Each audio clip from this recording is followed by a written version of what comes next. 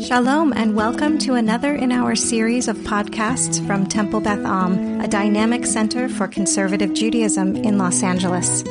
This is a recording of Rabbi Adam Kligfeld's weekly Rashi study class. Hello to anyone who's listening to this later on the Temple Beth Am podcast series. We're no longer in sync. We had a week of beautiful in syncness. Should we have a guess as to whether or not we're going to get another Parshat Bo sync? We'll probably be in Bishalach by next year. Where are we? Are we in the fifth Aliyah? No, I think so.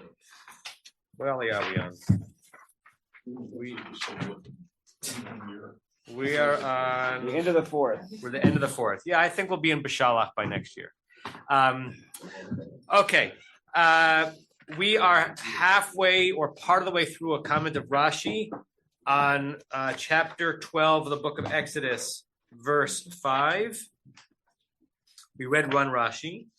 There is another short Rashi, and then a very long and complicated Rashi waiting for us in the next verse. So just heads up, we're probably going to spend most of our time today chewing on that. But let's remind ourselves of the verse. The verse said, it's mid thought, sort of, as God is giving the commandments for Pesach on Exodus night. Se tamim zachar ben shana yelachem. It should be to you a unblemished, pure male lamb that is a yearling, right? And if we throw Rashi's translation into that, right, not that the lamb is a year old, but within the first year, it should be to you min hakfasim u min ha'izim tikachu. You take it from the sheep.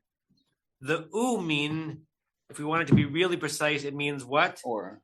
If we want to be really precise, and, right? Like, so I'm setting that up so that we can understand Rashi's question. It doesn't say o, it says u, right? And it sounds weird to say that just as a syllable, but in Hebrew, o is or, u is and, right? So take it from the sheep and from the goats. You may take it, even if you don't live on the Holy Isle off of Scotland, where sheep look like goats and goats look like sheep. If you remember last week, yeah. So that's where we were. Rashi already commented on the Ben Shana being at a yearling as opposed to being a year old, and now Rashi is going to say on the phrase Min Hakfasim Umin Hazim the very thing that we already know, but sometimes it's interesting to have Rashi say it. So, Rick, do you want to read the Rashi on Min Hakfasim Umin Hazim? Sure. Hi. Okay. This is Silverman. Omizeh. Okay. If I got the vowels right there, they're both O's and they're both Mizeh, yes? Right. So okay. So what does that mean? Same thing twice. Or from this, or from this. Right. He's saying it means or from this, or from this. I just translated Hebrew into English the wrong way, right? Because Israelis say omizeh, so say, oh, we can do it this way, or we can do it that way. But we don't have the first or. So this way or that way, as opposed to what? What notion is he telling us we should not be thinking? Both, yes. Both, right? Rashi's saying, yeah, I know it says u, but it means oh. Right? That's basically what he's saying, right? Don't think that you have to take for your Korban Pesach both a sheep lamb and a goat lamb. You are entitled to take either species. And now he answers the question that we spoke about last week a little bit, which is it really the case that the word seh can refer to a baby of either species? Keep going. She'af is krui seh, shene'emar v'seh izim. Okay. He says even a goat can be called a seh, and he gives us a quote. I'm going to bring up the quote for you all. Dvarim 14:4. Yeah. Okay. So I'll share the screen. Book or two of Marshall. Is there a seat available? Yeah. Okay. Okay. So hopefully everyone can see it on the screen. In the middle of the book of Dvarim, Zot habehema asher tochelu. This is talking It's one of the places in the Torah where God gives the lists of animals that can be eaten. So this is the animal you should eat. Sure, you can eat a bull. Sek savim v'se'izim. You can also eat a seh from the kesev species. Now, just if you're wondering, kesev and keves both mean sheep in biblical Hebrew. And it's unclear etymologically if that just got switched at some point, the s and the b, but both are words to refer that. In modern Hebrew, I think it's just keves. Can you say kesev in modern Hebrew have it mean sheep? I don't think so. So unless you're using it as money, yeah. So Rashi, what's that? Unless you're using it as money. So Rashi is pointing us to a proof text, knowing that the proof text used the word for land for sheep, ksavim, which is different than the word in our verse, which is kvasim, but the bet and the sin do a little switcheroo and it means the same thing. And in this verse, it's clear. Yes, the word se is applied to the word ksavim, a sheep, and se is applied to izim, goat. And then there's another one that Rashi doesn't bring, but I wanted to bring it to you from Bamidbar 15:11. Let's look at the screen.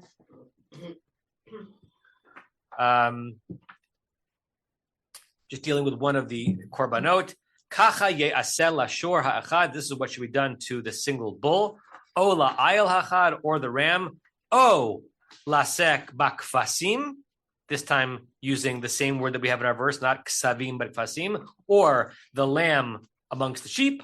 O va'izim, or of the goats. So Rashi does not bring this proof text, but some of the super commentaries in Rashi suggest that he probably should have, because in this one, it's just as clear that se goes to both species, and this one uses the word in our verse, whereas the one he actually points us to uses the alternate word, ksavim, not kvasim. Okay? So, which is all way of saying Joel was right? It says u, but it means o. Okay? Anything else on that? Okay, Rick, that was a quick one. You earned another verse. So read verse. Oh yay! Oh yeah, yes. Verse 6. I hope there's some trope in there I can talk about. Well, there is some trope. 6. V'haya lachem lemishmeret ad arba'a asar, goes together. Yom lachodesh hazeh is your midpoint. V'shachatu oto, something different happening. Kol kehal adat Yisrael ben ha'arbaim. Okay. And it shall be for you. Wait. Lemishmeret. Your keeping is what the Silverman says. Right. Until something built from the root shamar. It's very hard to figure out what English word is the right sense here. But a mishmeret can refer to a watch and observing, a protecting. We'll look at translations later, but it should be to you something like that. It's also not clear what the subject of what the it is. Is the it the animal? Is the it the entire ritual I am commanding you? We don't know. We don't know what the thing is that's being called a mishmeret. Keep going. Ad Arba Asar is until the 14th day. Which is how many days? 14. No, but when did this start? 10. Remember we discussed that night of Exodus, the preparations for the Korban Pesach begin on the 10th day of Pesach, and you should have this be in a mishmeret, some kind of a guarded situation, until the 14th, which is what we think of as Erev Pesach. Go ahead. Of the same month, V'shachatu oto, and you should slaughter it. All the kol kahal, it didn't just say kahal, it's kol kahal, all of the congregation, and it has a dot too. So it's got kol, and it's got kahal, and it's got a dot, which is kind of repetitive, I would think. Kol kahal adat Yisrael, right? The entirety of the fullness of the congregation of the collection of the Israelites, right? Right. And that whole phrase, kol kahal adat Yisrael, where does that fit in grammatically in the sentence? It's the subject of the V'shachatu two. Exactly, right? It's the plural. Who should slaughter this? Kol kahal adat Yisrael, the entirety of the congregation of Israel, from the Department of Redundancy Department. Okay, go ahead. Last phrase. Between Arbaim, so the silverman is at eventide. Yeah. So Bein Harabayim is an interesting phrase, and we're going to spend a long time on it in Rashi. If we kind of cut through any layers of midrash and acquired meaning, if you ever heard that phrase used in From Speak, what might the Hebrew words Bein Harabayim mean? Between what? The nights, right? Because our Erev is evening, right? So if Arbaim is 2 evenings, Bein Harabayim could mean between the evenings, which means day, right? But it doesn't mean that, which means we don't really understand this phrase, or it's never been used to refer to day, even though what's between 2 evenings? Daylight hours, right? Look at Unkelos almost reverses it. So v'yiksun yate kol kahala kenishta d'Yisrael, that the entire congregation of the Kenishtas of Israel should slaughter it. Anyone? Thank you. Thanks, Rebecca. Bein Shimshaya, between the sons, which was what? Night, right? So Unkelos takes Bein Harabayim, which we could translate in English as between the evenings, which would mean day, and turns it into an Aramaic phrase, between the sons, which means night. So we don't really know. And we'll look at several alternate translations. What? That's not what it's used in modern Hebrew. So what's it used in modern Hebrew? Twilight. Right. Did you say that on the microphone, Rebecca? Is there a space for Carl? Yep. Twilight. Okay. Yeah, right. In modern Jew speak, Bein Ha'arbayim is referred to, basically denotes dusk, right? Like that spot in between, right, day and night. But that's not what the word looks like it means, but that's what it's come to mean in colloquial Jew speak. Because of this? Because of this and then thousands of years of evolution, right? So but it may or may not be what it meant here, but that's what it's come to mean. Why? I don't know. I don't know why it's come to mean that. It seems to me that usually Erev is eve in the sense that it's the dusk period, that area around that. And maybe this meant that it was from sundown to sundown, so they could have started their process before it was even morning. Maybe. So It was a full, close to 24-hour day. And even why the root ayin resh bet means evening is subject to debate. I always thought that it meant that the reason why evening is erev is because of the root la'arov, a mixing. It's when the night and the day being to mix. According to Sioni Zevet, who is a professor of Bible at Ziegler, who knows a billion times more about biblical Hebrew than I do, he says it does not mean that. It comes from an Akkadian root, meaning to sheath. That it's the sheath, that it's the ancients' way of seeing the sun descending into its sheath. It's not mixing. It's not from la'arov mix, but a different root. I wish Leonard were here with his dictionary, meaning something descending into its container, which is how they experienced the sunset, right? They experienced it as the sun going away somewhere, right? But even if it means that, it suggests that what the word Erev means is the moment when the sun disappears, which makes it harder to figure out what it means to say between those two moments. Right? Let's look at some translations. Oh, there were hands up. Tova and then Barry. Basically the same comment as Norm, that you have 24 hours between Erev and half of that's night. So good. I see Larry, I see Alan's hand, Barry's hand, and I see Matthew giving me Birkat Kohanim on the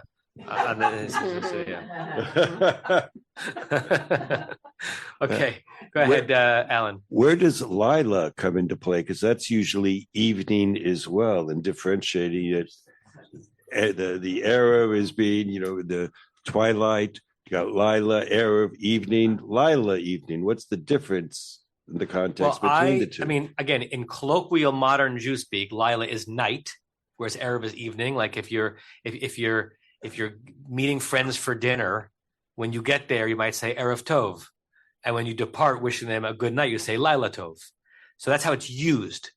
Does that mean that in the core etymology that the word Laila meant midnight and the word Erev meant dusk? We don't know. But I think that it's used to suggest night, meaning your final salutation, if it's Laila Tov, and Erev is greeting someone in the evening. There's also Vahi Erev Vahi Boker. Isn't that sort of night? Right, Vahi Erev Vahi Boker. Right. There was a setting, and there was a right. Vahi Erev Vahi Boker gives more strength to Tzioni Zevet's notion that Erev is when the sun does this, and Boker is when the sun does that. Right. Barry, I see Matt's hand, I see Rick's hand, and I see Len and Rebecca's hand. We're not going to get very far today, but it's going to be interesting. Two comments, one on this and one on a previous verse. I have in parentheses after between evenings in the afternoon. So arithmetically, between the evening of one and the evening of the other is the right. afternoon. And the reason you have that is because you're reading from a translation, one of the translations that translates the verse, incorporating Rashi's commentary in the verse. Yeah, which may or may not be. I read ahead. Be accurate, but I'm sure Art Scroll would translate it that way, which kind of gives away a little bit about how Rashi reads the verse. I apologize. No, it's okay. But that's why it's translated that way, because it's influenced by the commentary of Rashi that we're about to read. Right. So my other comment had to do with Kol Adat, and the command was for Moshe to address the whole kahal, that each head of household will do these things. So it's this taking of the lamb, although it was incumbent on the whole kahal, but it's each head of household, which we spent 2 weeks discussing that's who's doing this. Well, it's interesting because Kol Kahal seems to suggest that everyone's doing it. Well, it was interesting. Dabru el Kol Adat Yisrael Limor. Right. And so it begins with the 10th day and all the stuff, okay? But then becomes each person for his household. Each person from the household secures a goat. So this verse seems to suggest that everyone is involved in the shechita, and Rashi's going to respond to that also. Okay. Yeah. So many people who want to say something. Let's go. Matt, and then Rick, Lena, Rebecca, and then Tova, and then Sue, and then we'll be end of class. Okay, Matt. Kol Kahal is another way of saying all y'all. All y'all, yes. That's not what I wanted to say. I wanted to say that Bein Harabayim, I think, is used in discussions of when Shabbat actually begins. It's like a term in halachic language. I think so. I remember having a discussion with somebody about it, and they said, "Yeah, I mean, again, in from Jew speak, Bein Harabayim is usually rendered interesting when you think about Uncle Esther translation as Bein Hashmashot. So when does Bein Hashmashot come up, right? So if a boy is born Bein Hashmashot, which is understood to be dusk, was he born yesterday or tomorrow, right? And that's and why is that important? Because you can do a bris late, you cannot do a bris early, right? So if a boy is born at dusk on a Wednesday dusk, this bris is always on Thursday, because even if you're wrong and the baby was born on Wednesday, it's okay to do a bris a day late, but you can't be wrong in the opposite direction, because let's say it was dusk, but it was really born on Thursday, Wednesday and Thursday, by doing the bris on Wednesday done early. And it really has an impact on Shabbat, right? Because if a boy is born not cesarean section, and it's on Friday evening as the sun is going down, let's call it in the 18 minutes, right? In between candlelighting time when Shabbat begins. When is the bris? Sunday. Why? It can't be Friday because it might be the 7th day, not the 8th day. It can't be Saturday because you can do a bris on Shabbat, but you don't do a bris on Shabbat out of safek, out of doubt. You only do a bris on Shabbat if you are certain. So the bris is pushed off till Sunday, which might actually be the 10th day. right? And when Jews speak about that using kind of halachic vocabulary, the phrase is bein hashmashot, which I think is understood to be like between the son of the day, which is the sun, and the son of the night, which is the moon, right? But that may not be what it meant here, but that's how it's used. Yeah. Matt, was there more? Rick. All right, two things. I just wanted to remind us that the Egyptians believed in the sun god, and when the sun went down, it was a dangerous time because the sun god was trying to get through all the underworld and pop out the other side.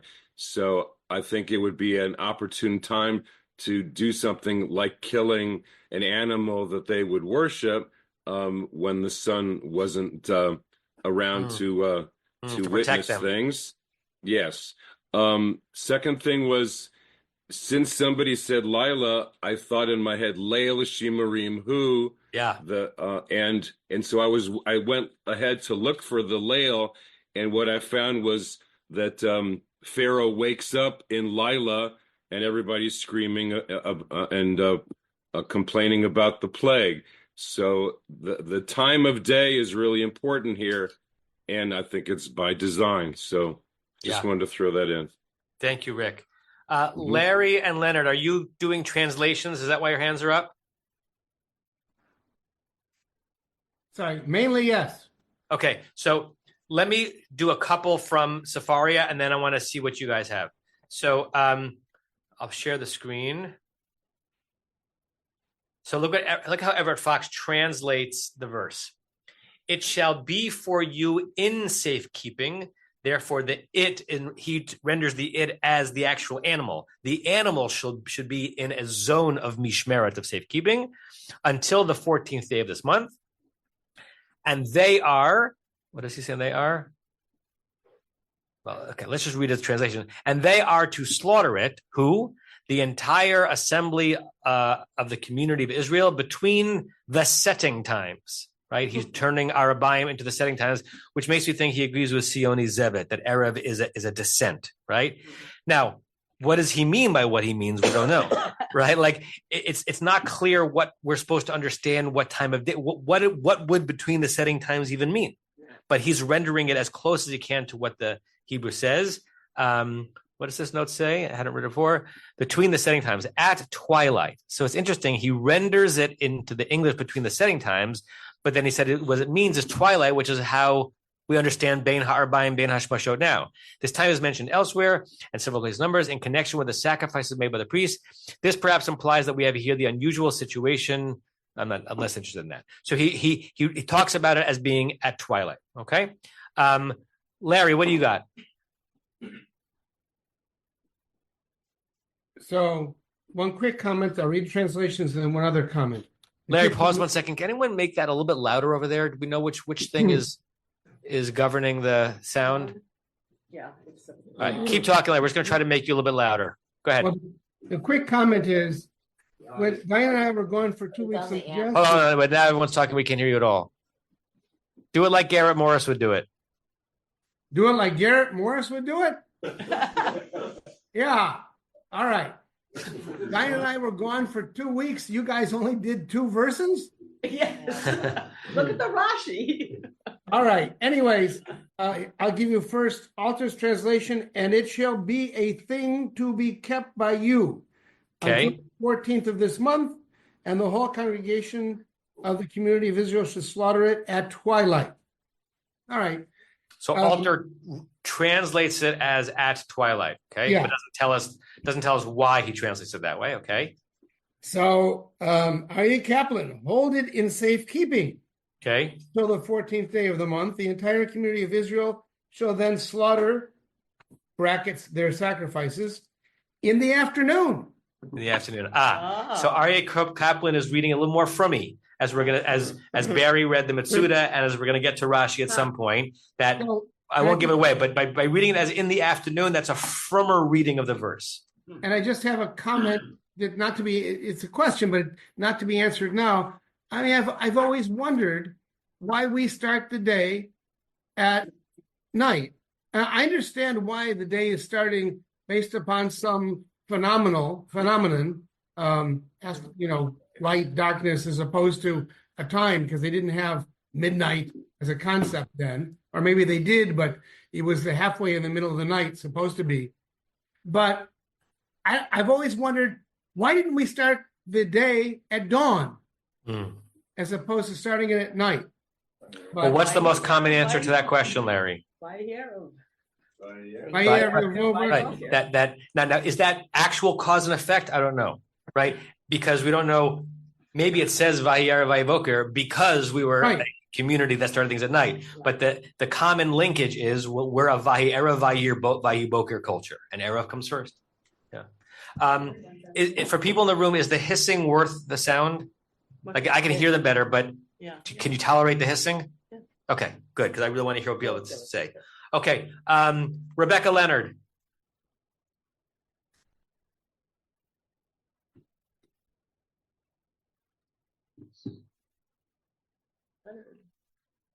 Yes. You're still.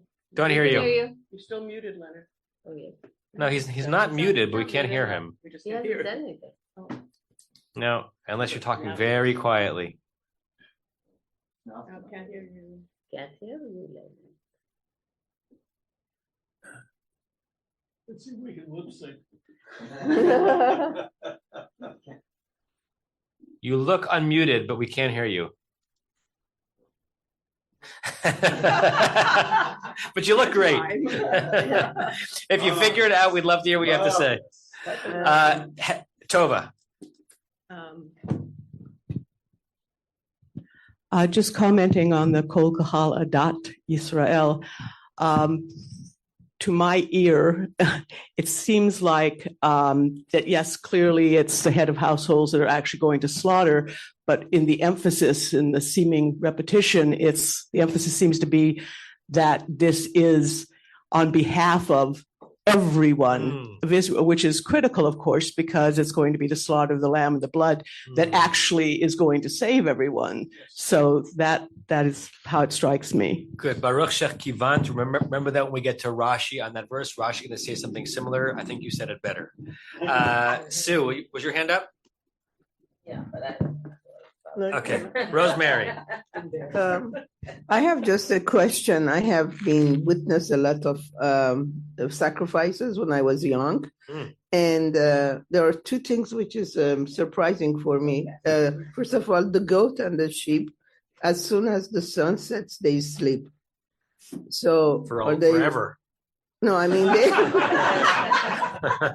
and usually the sacrifices are done in the morning, because there's a ceremony, and plus they have to see what they are doing. Muslims or Jews, they have to cut one time the knife.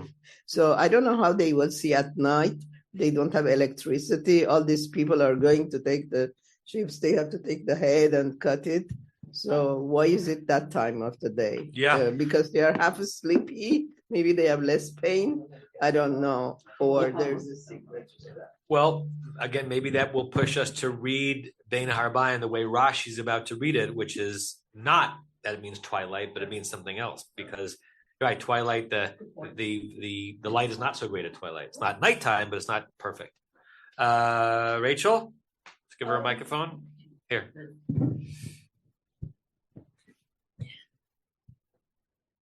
I may just be out of sequence in this comment, but we were reading about every head of household is supposed to sacrifice a lamb. And I'm wondering if this whole,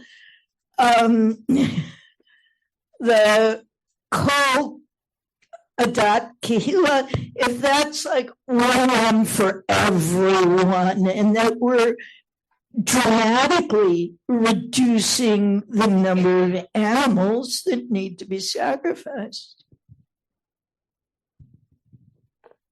That everyone should slaughter one lamb total, like the Great Frog? Yeah, there should be a great lamb to like counteract or balance the Great Frog. But I'm just next wondering... on pay-per-view, the Great Lamb against the Great Frog. I'm just wondering about that expression being so collective as compared to individual. So Rashi is going to be sensitive to it, which means that our sensitivity to it comes from a well-earned place, because it is interesting to think about why not only is there a reference to everyone when, as Barry points out, this seems to be something that should have been initiated by the head of the household, but why is the reference to everyone done in such a repetitive way, right?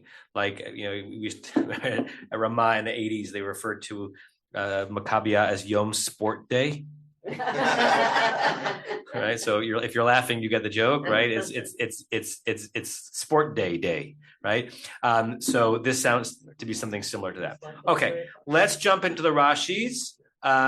Rick, you're still on if you're willing to. Will you read on where does the Rashi start? Yeah, V'haya lachem lemishmeret. Okay, will you read, Rick? Yes. Can I just say something about the structure of the sentence? Sure. The Yom Lachodesh Hazeh, we heard that in verse 3 also. So I'm becoming more aware of when the structure of sentences repeat and you can link them up.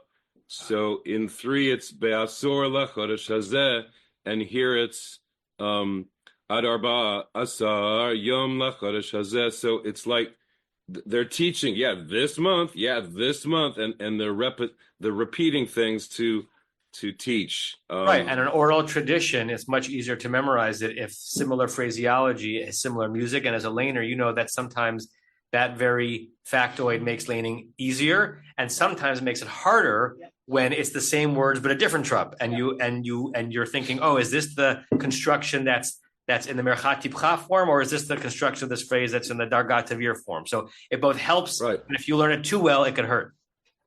Right, but exactly. Okay, but people listening to it, they hear the same Yom Lachodesh Hazeh.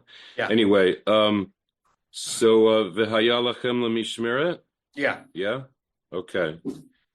Zehu lashon bikur. Okay, translate those 3 words. He says, Rashi says, I know the root of mishmeret is shamor, which means to protect or guard. But he says this is really lashon bikur. What would you make of that, Rick? The Silverman says this expresses the idea of examining. Right. Okay. And those of you who have a command of good modern Hebrew, what does the word bikur normally mean? Visit, right? Bikur cholim. Right. Can you think of a phrase in which bikur has to do with examining? Bikoret is an inspection, right? It's to pass through an examination.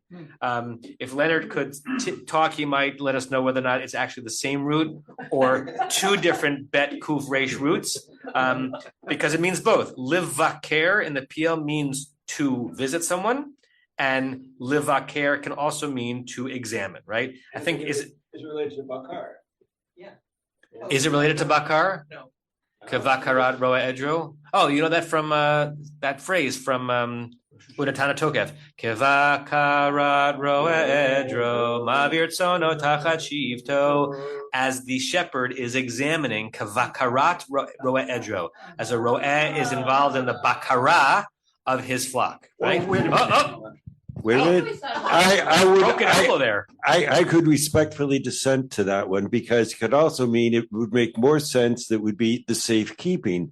Guarding them from other things is really the shepherd's primary job. Mavir tzono tachat shivto, passing each one underneath his staff. Because that's the image. That's just as a shepherd examines each sheep, so you, according to the author of the Tantokev, are the sheep and God is the shepherd passing by God's staff. Okay. Where was I?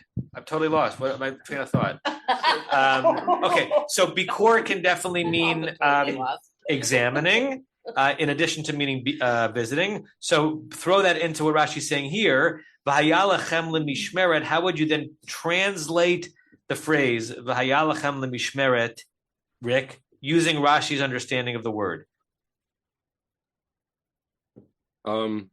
Restate the question, please. If Rashi's correct that this word mishmeret has to do with an examination or a checking, then what does the phrase mean? V'haya lachem lemishmeret. It's your job. It's your job to what? Examine. It requires examination. Correct. You're supposed to do it. Remember that we're in a zone where God is telling them that you're not slaughtering it till the 14th day, but you're acquiring it on the 10th day, and those intervening days are going to be used for an examination, right? And what might you be examining an animal for before a slaughter? Blemishes. Correct. Blemishes or moves, right? So keep reading in the Rashi. I'll get you 1 second, Norm. Shita'un bikur mimum arba'a yamim kodem shchita. And then it goes to Pesach. Ta'un here is being used in the sense of being required, that it requires bikur mimum arba'a yamim. The 4 days before the slaughter to look at the mum. Right. It requires it's to be examined. Mum really means so that there are no mums, no blemishes, and you have to begin that 4 days beforehand. Basically, what Rashi is doing is, and he might actually be right, is saying that for this Korban Pesach, unlike all the ones that are going to come in the future, you have to be 100% certain that any animal that you're slaughtering is as blemishless, as glot kosher as possible. And that process to examine all these is going to take some time, right? Which means that mishmeret does not mean here what we might have thought it might mean, which is, watch over it or protect it. According to it doesn't mean that. It means examine it very, very carefully. Sue, and then Norm. Sorry, I skipped over. My apologies. I'm just picturing you have these 4 days, and what if you get a bad one? Like you get a bad one, you've got the 4 days, then everybody else has got one. Like what happens? Yeah. There's kind of what if you find a moon? Well, I would think that if we wanted to really kind of descend into this as a real thing that happened, then you would have to get another one. Right. And that it's so important that everyone be involved in this ritual and that everyone have a perfect one, that you need more days to make sure that happens. I mean, if you really want to imagine, like, where did they get all these, where did these slaves get these ksavim, kvazim, and izim from? Right. You have to suspend a little bit of disbelief, but that's okay. It's our lore. But yeah, that if you're ever going to offer a pure sacrifice, dear Israelite, it's tonight, and don't mess around. Right? You got to go to that butcher, not the other butcher. Norm. It seems to me that we read a few weeks ago that once they had picked their lamb, they're not supposed to switch it. So that any inspecting and so forth should have been done by the 10th rather than later trying to switch the lamb out. But that guarding it is important because we don't want it to get mixed up with any other lambs or kids. It has to be kept separate in the house or whatever. Good. And I'm just relieved that the guarding does not involve making sure it doesn't get wet. I'm missing the joke. Me too. Oh my God. Yes. This is like Shmura Shchita, not Shmura Matzah. My father used to call Shmura Matzah Shnora Matzah, because that's the only way that you would actually get it in New Haven. Okay. I want to share with you Malbim's comment on the verse, because it actually aligns what you were saying a bit, Norm. Malbim is a 19th century Ukrainian Parshan whom I love. See if I can make this a bit bigger. On the phrase "V'haya lachem lemishmeret," so he's trying to really work with the root mishmeret, whereas Rashi says, it's not mishmeret, it's bikur.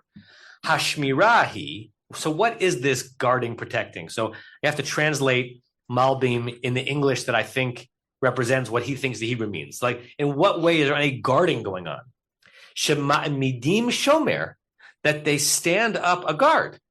Saviv hadavar, near the animal. Why? Leval yikrav elav ra, so that nothing bad would happen to it. And what's the kind of thing that could happen to it that would be bad?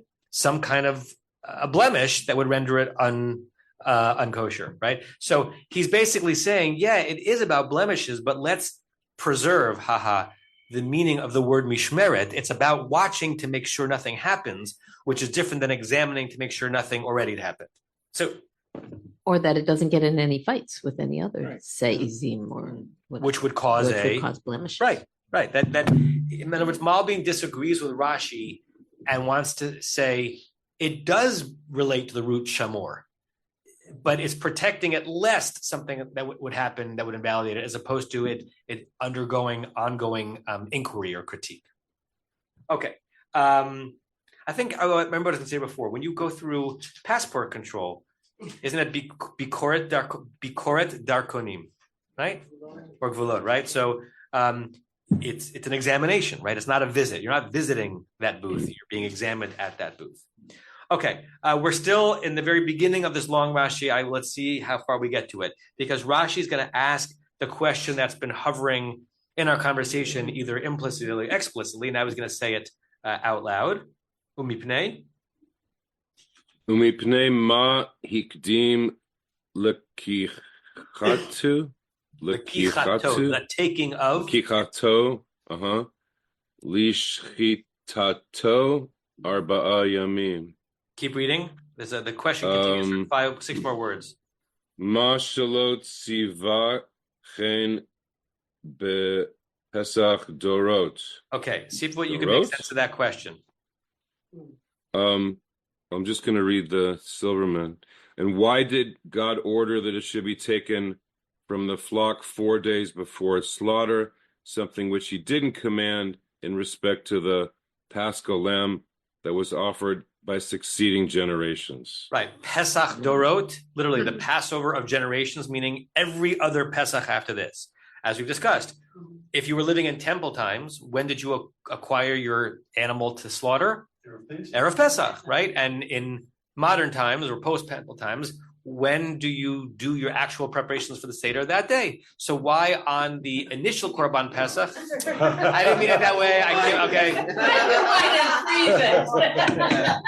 And that's how the tenure of Rabbi Adam Kligfeld ended. How did it come to be that Rabbi Kligfeld was fired from his position? Not what I meant. You make the Seder plate that day. Are we good there? Okay. Why on the initial Korban Pesach was there an extra requirement that the purity, the moonlessness of the animal begin 4 days earlier? That's the question, when that was not the halachic obligation later on. Marshall, microphone. Well, isn't that based on the principle of harchiket ha'adamin ha'avera, to distance a person from committing a sin? Right. And so you could still ask him that, well, why was that so significant Erev Pesach and not the next year and not in the year 31, CE. So what was the difference between why it was so important for God to give this requirement for that Korban Pesach and not all future ones? The 4-day Shmirah? Yeah. The 4-day Shmirah Bikoret, correct. Right? Carl Nentova? Well, this is a purely personal opinion, but Please. if the original Pesach, you got it wrong, you'd be dead because you messed up the spell. Interesting. Whereas in subsequent Pesach, okay, you make a mistake with a sacrifice. What do? You have to bring another sacrifice, but you're not dead.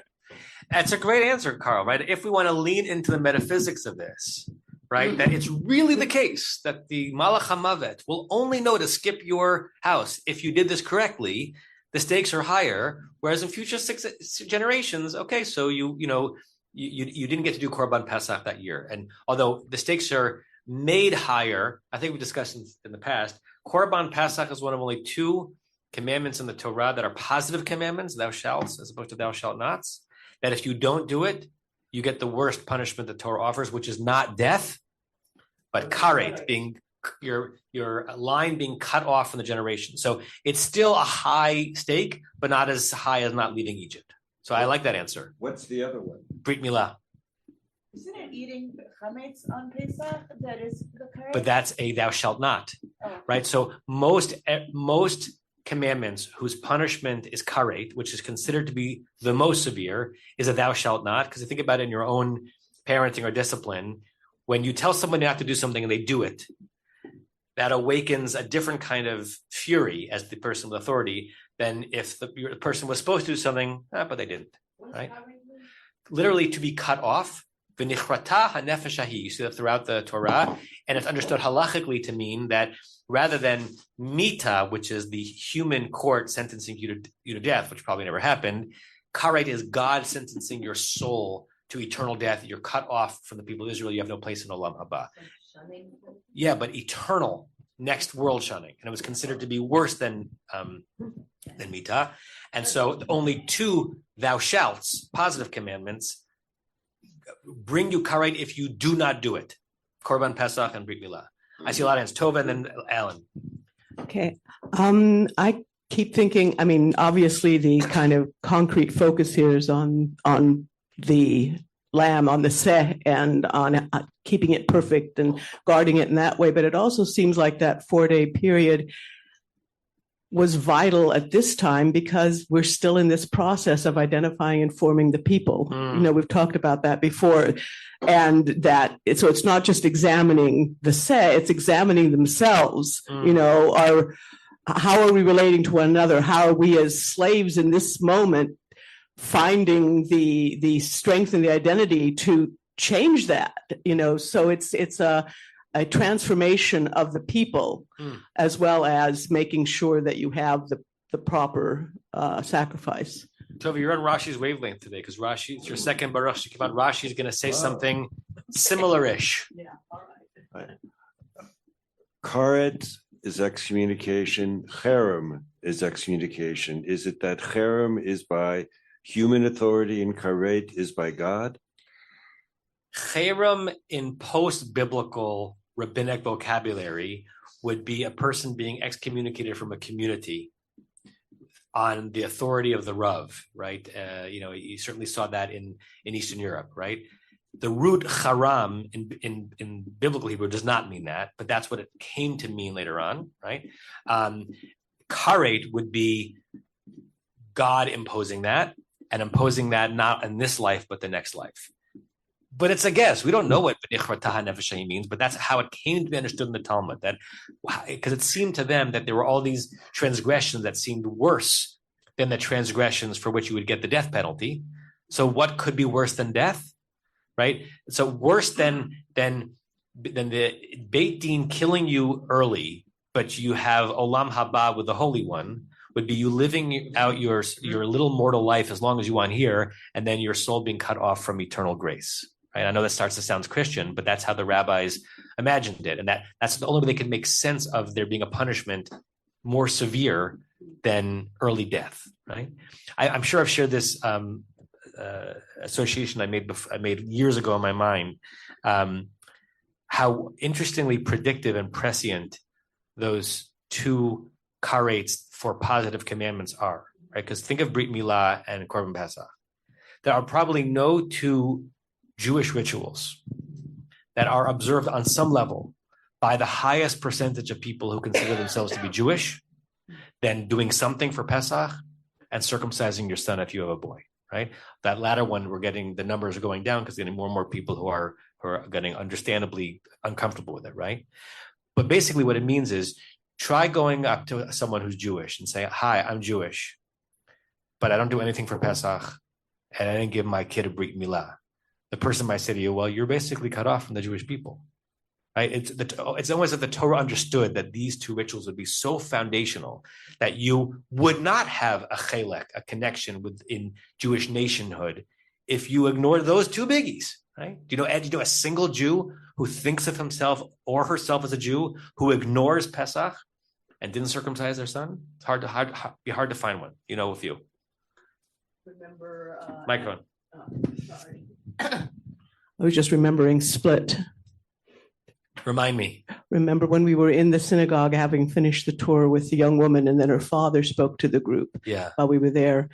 And we were asking about their level of observance because most of that community were intermarried. Yeah. And they did, in fact, do something for Pesach, but somebody asked about Brit Milah, and the father said, no, we don't, because so many died, because they were circumcised. That memory of World War II. Wow. Because I remember there was this, nobody commented negatively, but there was a sense of, at the time. But they do something for Pesach. They did do something. Barry, you hear what's up before? And then Sandy. Norm, can you? Isn't there one other punishment of a karet is there'll be no future generations from your line. Right. That's one of the guesses as to what karet might mean, or no future generations of your line within Jewish peoplehood. Yeah. Sandy, can you pass that down, Barry? Oh, you got one.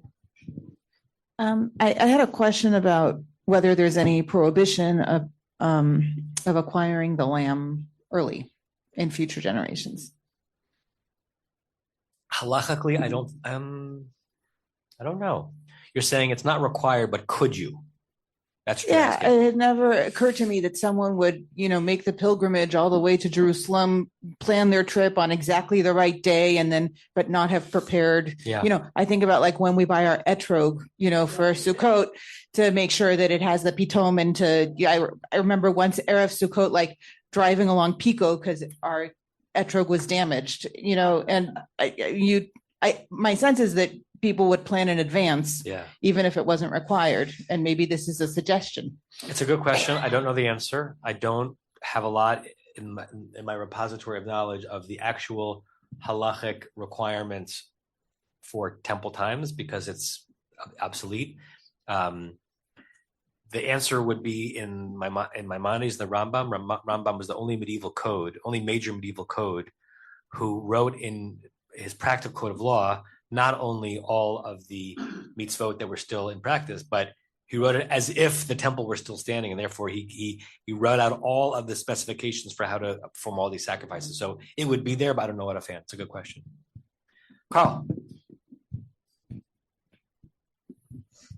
Since we've gone a bit aside already, on your point that there are only two positive commandments, I have to trot out my favorite complaint, which we just read last week about Pesach observance. I don't remember the exact phrasing, but it's "you shall eat matzah 7 days." Isn't that a positive commandment? It's the only two positive commandments for which the transgression of them is this particular punishment. There are 248 positive commandments and 365 negative ones, according to some enumerations, right? But only two of the 248 have as their punishment karet. The other ones for whom the punishment is karet are negatives. Alan. When you look at the biblical text in that way, one would think that you're required to eat matzah all 7 days or 8 days. Right. And that may be the point, but yet the rabbis do all sorts of circumventions and just think that the only requirement is to eat matzah on the first Seder nights. Correct. And I've never understood. That would be an interesting class, Rabbi, to teach. How is it that it expressly says 7 days you shall do it, and the rabbis say, no, you only need to do it for one? I'd like to see how that turns out. Okay. Or not. Let's push ahead a little bit on the Rashi. So just to remind us where we were, all we got to was Rashi's question. And now we've understood his question. Why was it different this Korban Pesach compared to other years? The answer is very complicated, and it's gonna kind of filter through several aspects of a long verse in the book of Ezekiel, which is gonna need its own context. We're gonna start it. We're not gonna finish it today. Okay. I'm not even sure we're gonna finish it next week. We're on the word Haya Rabbi Mataya ben Cherash Omer. Rick, you're on. Yeah. So first of all, I like that he quotes other people. That's very cool. Haya Rabbi Matya ben Charash, or Cheresh in the Silverman. Those Segols, yeah. Omer. Hare hu Omer ve'evor alayich ve'er oh my God, vehine itach et dodim. These vowels are so small. Okay, pause. I want to show everyone the verse. So this is from Yechezkel, Ezekiel. Some of the language in Ezekiel, Yes. if you're aware of it from Haftarot, is very flowery, very redolent of layers and imagery that's hard to make sense of. What we're talking about here is Yechezkel channeling God in kind of this. God has this rhapsodic memory of the Jewish people having been abandoned. Just go with it. Yechezkel went with it, like a young girl exposed to the ravages of the world. And God found this young girl, the Jewish people, and waited until the young girl was mature and ripe and ready to be wed. And God marries the young girl. This is the union of God and the Jewish people. This is the centerpiece of the entire Kabbalah in some way, right? And this is where Yechezkel fantasizes about this. So some of this imagery is very, very intimate and specific. But it's our text. I'll start with verse 7. He's quoting verse 8. Revava ketzemach hasadeh netatich. I let you kind of grow as like tzemach hasadeh, like I let you mature like you would let a plant in the field mature. Vatirbi, you got bigger. Vatigdali, you grew. Vatavoi, and you arrived. Ba'adi adayim, which is translated here as to womanhood. Why it means that, different story. Shadayim nachonu, your breasts became proper. Usa'arech tzimach, your hair grew, sprouted. Va'at erom ve'eria, but you were still naked and exposed. Okay, so it's very powerful imagery. And if you take it out of the image of a young woman, but of a nation, you were young, but you got older, but you were totally unprotected and exposed, but you were ready to sprout, right? What happens in verse 8, according to Yechezkel? This is God's memory, and God's memory of the story that we're in, right? This is Ezekiel's version of God's memory of bringing us to adulthood protected with a spouse, and the spouse is God, and the chuppah is Sinai, right? Va'evor alayach, I passed by you later on. Va'erech, I saw you. V'hinei itech et dodim. Your time was the time of dodim. Dod means belovedness. Dodi li. So it was a time of nuptials, a time of romance. Your time for love had come. That's how the translation. I forgot what translation. Probably JPS we're looking at. I want to read the whole verse, and then we're going to see how Rashi connects this verse to our story. And remember, we're in the middle of it trying to answer a question. As we go through this, and I'll remind you next week, try to keep asking yourself, how is this, what he's doing with this verse in Ezekiel, an answer to the question of why they needed 4 nights to make sure there was no blemish in their sacrifice that year, but not in the future. Because once you get into this verse, it's hard to remember how he's answering the question.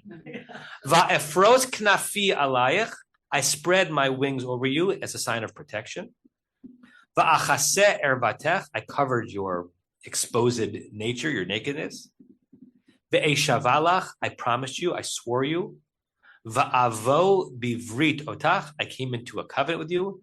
Ne'um Adonai Elohim, such says God. Vatihili, and you became mine. Right? So it's very flowery, non-modern imagery of God swooping us up in our exposed stage, but when we were finally ready for relationship, our body or our soul, and then God married us, right? So that's the verse that's going to be the core of Rashi's answer to the question, and it's going to take us several steps through, and then keep trying to let your mind connect the dots, and if it doesn't, we'll connect it at the end. So we'll end there. Have a good week, everybody. Bye, everyone. You've been listening to another in our series of podcasts from Temple Beth Am, a dynamic center for conservative Judaism in Los Angeles. If you enjoy these podcasts, we invite you to write a review on the Apple Podcast site or wherever you get your podcasts. For more information about Temple Beth Am, Los Angeles, go to tbala.org.